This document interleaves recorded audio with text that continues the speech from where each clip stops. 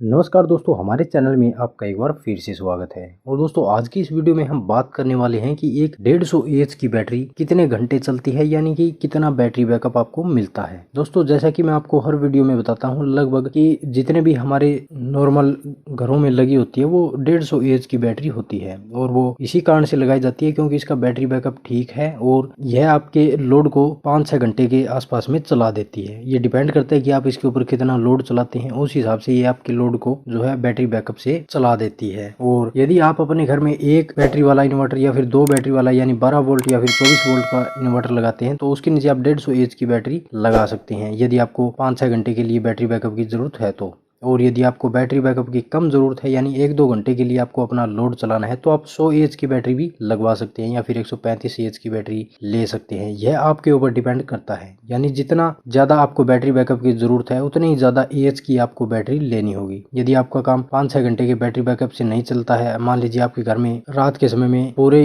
रात ही लाइट नहीं आती है और आपको ज्यादा बैटरी बैकअप की जरूरत है और ज्यादा लोड चलाना है, तो आप 200 एएच की बैटरी ले सकते हैं। और इससे भी यदि आपका काम ना चले तो फिर आप 250 एएच की बैटरी ले सकते हैं। यह आपके ऊपर डिपेंड करता है कि आपको बैटरी बैकअप की कितनी जरूरत है। ठीक है दोस्तों, तो यहाँ पर हम बात करेंगे कि एक 150 एएच की बैटरी कितना बैटरी बैकअप देती है, इसका क्या फार्मूला है, आप कैसे पता कर सकते हैं कि कोई बैटरी या फिर 150 एएच की बैटरी कितना बैटरी बैकअप दे सकती है। ठीक है दोस्तों, तो हमारी जो ये बैटरी होती है लेड एसिड बैटरी, ये 12 वोल्ट की होती है। क्योंकि दोस्तों आपने देखा होगा कि काफी सारे घरों में बड़े सोलर सिस्टम लगे होते हैं, जैसे कि 3 किलोवाट का, 5 किलोवाट का, 7 किलोवाट का, इस तरह से। तो उनके नीचे आपको 3 बैटरी, 4 बैटरी, 8 बैटरी इस तरह से लगी हुई देखने को मिलेगी। और वो इसी कारण से लगती है क्योंकि लेड एसिड जो बैटरी होती है वो प्रत्येक बैटरी 12 वोल्ट की होती है। इसलिए जो इन्वर्टर 24 वोल्ट को सपोर्ट करता है उसके लिए 2 बैटरी लगानी पड़ती है। कोई 36 वोल्ट का इन्वर्टर है तो उसके लिए 3 बैटरी लगानी पड़ती है। कोई 48 वोल्ट का इन्वर्टर है तो उसके लिए 4 बैटरी लगानी पड़ती है। ठीक है दोस्तों, हालांकि अभी जो लिथियम फास्फेट बैटरी आती है ये आपको आपके इन्वर्टर के अकॉर्डिंग भी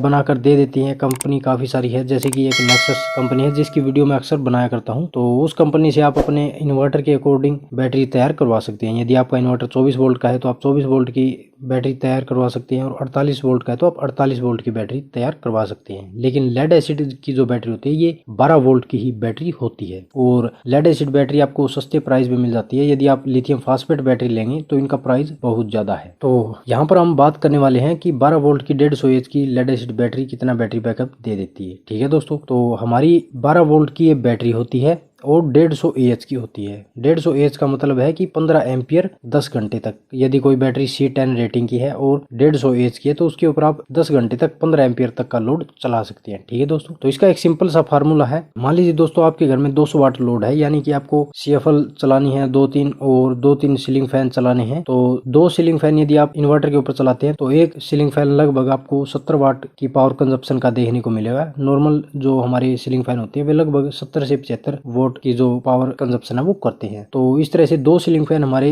140 वाट पावर कंजप्शन करेंगे। और इसके बाद में हम 6 हमारी LED लाइट मान लेते हैं, क्योंकि एक नॉर्मल घर में हमें या तो रात के समय में लाइट ऑन करने की जरूरत होती है या फिर सीलिंग फैन चलाने की जरूरत होती है, या फिर हम सीलिंग फैन वगैरह नहीं चलाते हैं। यदि आप बाहर के साइड में सोते हैं तो वहां पर आप एक कूलर चलाने की जरूरत होती है। और यदि आपका कूलर एक छोटे साइज का है तो वो लगभग 150 वाट के करीब ही पावर कंजप्शन करता है। ठीक है दोस्तों, तो यहाँ पर हमारा 6 LED लाइट का और 2 सीलिंग फैन का टोटल जो है वो 200 वाट के करीब हो गया। तो मान लीजिए आपको 200 वाट लोड अपनी 150 एएच की बैटरी के ऊपर चलाना है। तो अभी आपके लिए एक सिंपल फार्मूला है। हमारी 150 एएच है और 12 वोल्ट है, तो 150 को आप यदि 12 से गुना करेंगे तो आपका आंसर आएगा 1800 वाट, यानी कि हमारा ये बैटरी जो वो 1800 वाट तक का लोड चला सकती है एक बैटरी। ठीक है दोस्तों, एक सिंगल बैटरी के इन्वर्टर के लिए मैं यहाँ पर बात कर रहा हूँ। तो यदि आप एक इन्वर्टर यानी एक बैटरी वाला इन्वर्टर लगा रहे हैं अपने घर में और उसके नीचे एक बैटरी लगी हुई है तो उसके ऊपर आप 1800 वाट तक का लोड चला सकती है। ठीक है दोस्तों, तो हमारे यहाँ पर 1800 वाट हो गई। अभी आपको 1800 वाट को